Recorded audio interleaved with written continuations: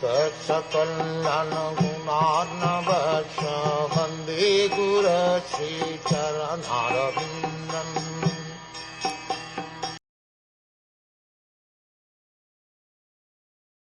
He also acknowledged the service of the devotees and vanished their distress by his beautiful smile. The reflection of his face, decorated with earrings, was so pleasing because it dazzled with the rays from his lips and the beauty of his nose and eyebrows. Devotional service to the Lord is very much obliging to him. There are many transcendentalists in different fields of spiritual activities, but devotional service to the Lord is unique. Devotees do not ask anything from the Lord in exchange for their service.